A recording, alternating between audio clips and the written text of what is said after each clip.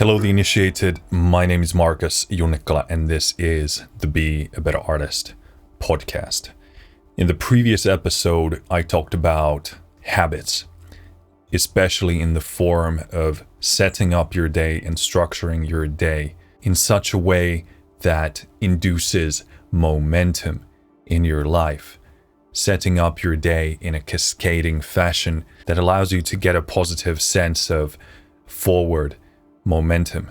And for those of you who found the topic of that episode to resonate you on a conceptual level, on a theory level, but finding it practically very difficult to not only execute on, but importantly to enjoy, then this episode is for you. So in this episode, I want to talk about learning to get pleasure and enjoyment from pursuing those long-term goals. But the challenge with long-term goals is that the benefit and the reward comes later. Are we going to sacrifice the current moment for a moment or an outcome in the future? Now, I'm not going to tell you there's going to be a similar substitute to that short-term, immediate, easy pleasure, because I don't think there is one. But the pleasure you can learn to get out of long-term commitments in taking action that is in the service of your long-term goals, the pleasure, the enjoyment, the addiction that you can get from that, it's in a league of its own, and it's completely unlike anything you can get from any sort of a short-term pleasure solution. Now, at the root of why serving those long-term goals can become extremely pleasurable and addictive, fundamentally what makes that possible is seeing your future goals, your ideal future self, align with the current moment that you are actually in right now. What's really important about it is that it induces respect for yourself. It induces admiration for yourself. The problem is, even when you're doing everything perfectly in the here and now, it's going to take some time before you can perceive the connection between the ideal future and the current now. It's simply going to take some time before you can prove to yourself that there is a connection between the two. Again, it's a matter of respect. And we human beings start to believe in a person, whether that's ourselves or someone else. Once we see that a person is committed to something, they're actually dedicating themselves and sacrificing themselves for this bigger goal. And even if you're doing everything perfectly right now, today, there's going to be tomorrow and the next week and the next month. And we human beings are endowed with the understanding of the future. We're constantly obsessed by it. We're always mapping out the current moment into the future. So what's more important to us is understanding where someone is going to be in the not so distant future. And the further out we can map a person in a reliable fashion, the more we're going to trust that person, and the more we're going to respect and admire that person. And of course, there are actual values that need to align with our own, but the basic fundamental concept is true regardless of what those values are. And this same concept applies to you when you're trying to prove to yourself that you are a trustworthy, reliable, respectable, admiration-worthy person. It's gonna take time. And the only way to prove that to yourself is to stick with something and show that, yes, I can show up time and time again and do this thing. And the beauty about this approach over time is that it becomes a positive loop. Over time, over weeks, over months, now that you see that you do what you say, you return to the things that you promised you'd do, you're actually doing things that are taking you forward. You are dedicated and committed to those long-term goals. It becomes this positive loop of observation, but also proving to yourself that, hey, I have control over my own actions. It's me who brought me to the workbench every single day, or it doesn't need to be every day, but to the standards and in the amounts of time that I chose or perceived to be appropriate. And for me, this is really what being happy at its core is largely about. There's a very common saying that it matters less what other people's perception of you and your happiness is. What matters more is how you feel when you're alone with yourself. Can you lie there in the darkness, in the wee hours of the day, and feel good about who and what you are? And I think a massive part of that is whether you feel like you're worthy of your own respect and whether you're connected to your future self. There should be communication between the two of you. It's always going to be a trade relationship. There's always going to be transactions between the two of you. Because of course you want certain things in the here and now. Life cannot only be in the service of that future you. It would make it very bleak and very grim. And in fact, the only moment we ever really have is the one we are currently in. So it would be, in my estimation, be a great mistake to always be simulating and spinning that future idea of you.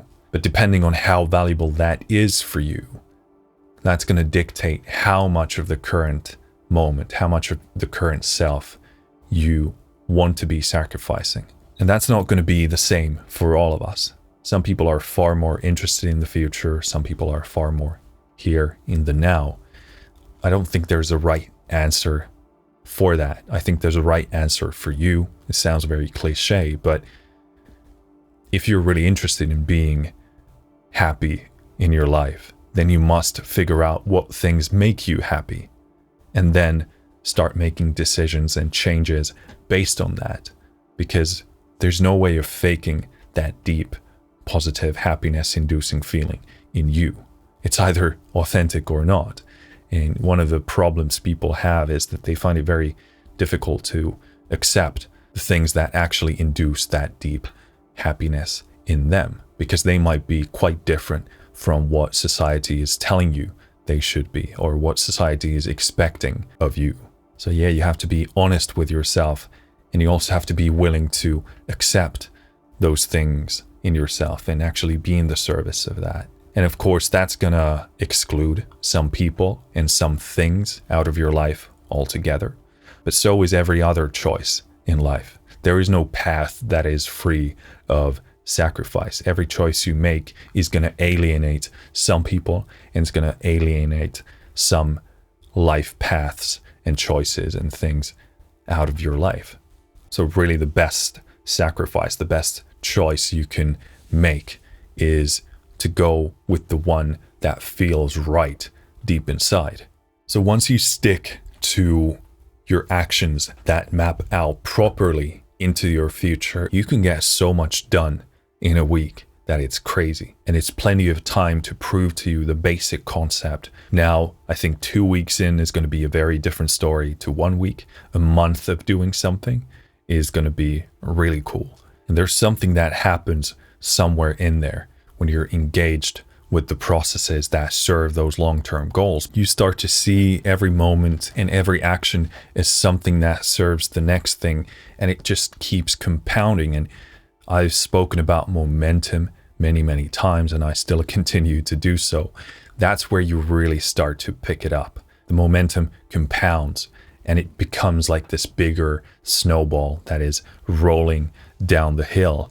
And it becomes a very addictive feeling to know that, yes, I'm riding this same wave, and I keep going, and it gets bigger and bigger. And the feeling of that just becomes this high of a sort. It's like when you're on stage, you're performing, and you're having this amazing moment. Your performance is going absolutely perfectly, and you can feel the energy and the moment in the room. You feel connected to this some sort of a universal, bigger meaning, or this shared moment with all these people here. And you can feel what they're perceiving. You can feel how they're hearing and seeing your performance. And I find this sticking to your plan, being the person you respect and admire, doing the right things day in, day out, that momentum that compounds over time, after a week, after a couple of weeks, is very similar to me, to that high on that stage, although in a sort of a slower, stretched sense. You start to see your life as a series of meaningful moments that you're not only perceiving, but you're in the pilot seat of that process as well, which is an immensely empowering feeling. So I found that to be worth mentioning, just letting you know that there is a different kind of deeper, high pleasure on the other side of sticking to that routine, sticking to that schedule, executing effectively and logically towards your dreams. It's going to take some time to kick in. It's like a turbo in some cars.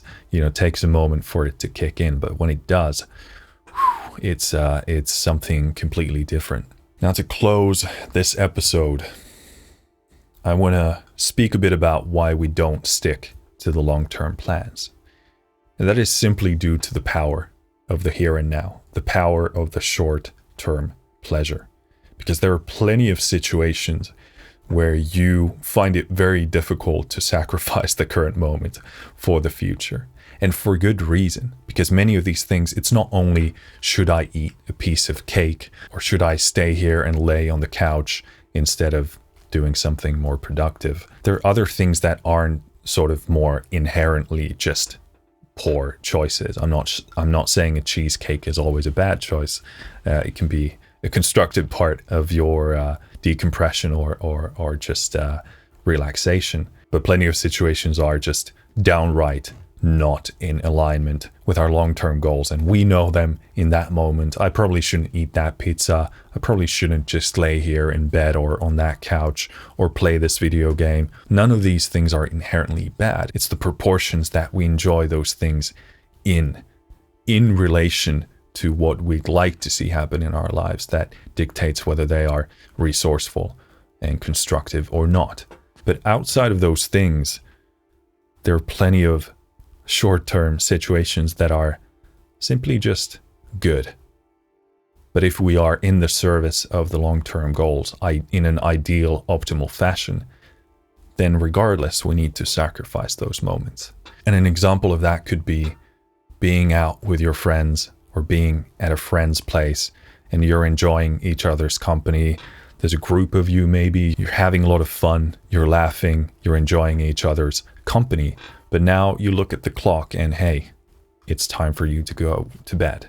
Now, obviously, social relationships are really important for your mental health and for your overall health. And we never regret spending time with our friends, laughing, enjoying each other's company. We never regret that when you're laying there on your deathbed or wherever it's going to be. Those aren't the moments you wish you could take back. In fact, you'd probably wish that there were more of those. So yeah, you're looking at your clock and it's time for you to go to bed. And you say to yourself,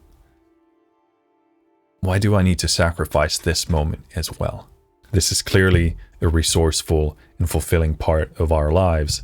Can I cut myself a bit of slack and just stay here for a bit longer and so forth?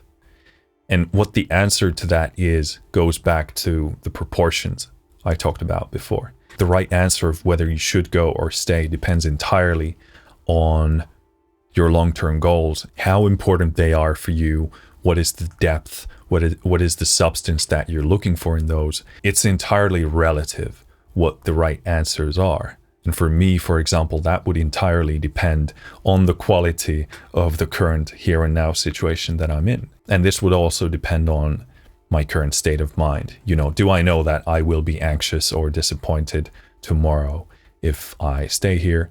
I would take that into consideration as well. If I'm perceiving that this is a very unique important, valuable moment here, then perhaps, yeah, I'd stay there. And the reason for me to choose staying there would be because I believe this to be a valuable investment in my friendships with these people. And I feel like this builds the connection between us. This could be something that we can look back in the future and have fond memories of this. Or it's something that builds deeper trust and connection between one another. It's a sacrifice I want to make for our friendship because it is valuable to me. And if that situation doesn't feel like one of those moments, then it's very likely that I'll choose to go with something else, invest that time and that effort and that presence to some other aspect of my future. And it's really important that you develop your ability to detect these kind of moments, because there's going to be plenty of moments that are one of those good investments in your friendships. But there's also going to be plenty of situations that are not. And once you become mindful of this fact, then you can begin to see whether situations align with your higher goals, with your higher aspirations. You start to see life as a field of not only potential, but also present moments that project nicely into the future, into that potential. And you can be developing this skill, whether it has to do with your professional aspirations or these kind of personal relationship areas.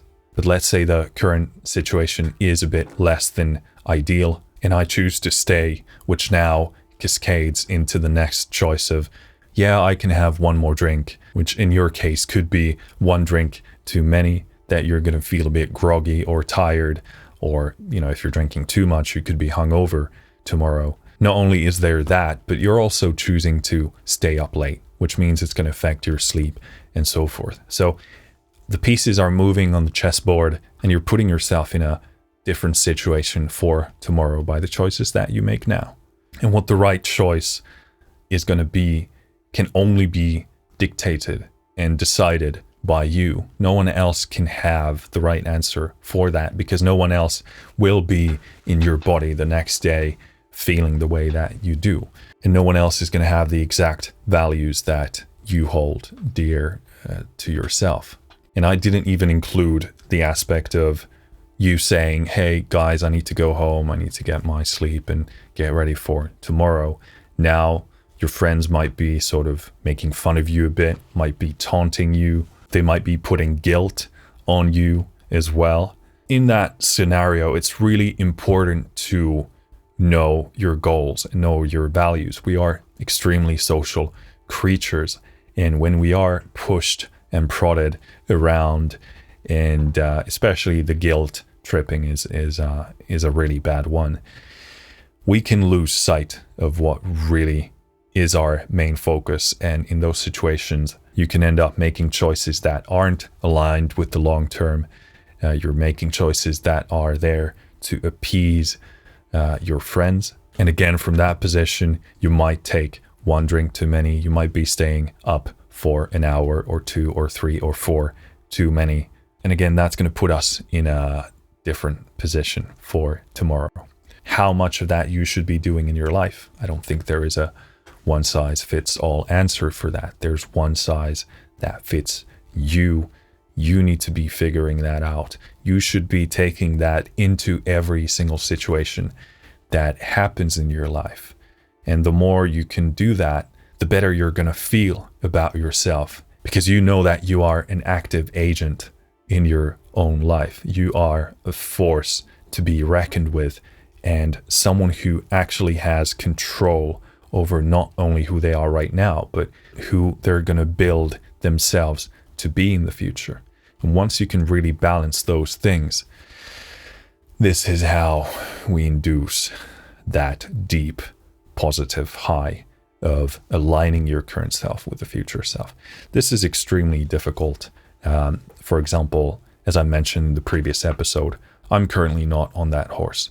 Just straight up going to be honest with you about that. But it's a really important thing for me. And perhaps more so than a lot of people, I feel like my future alignment with my current self is a very, very high priority.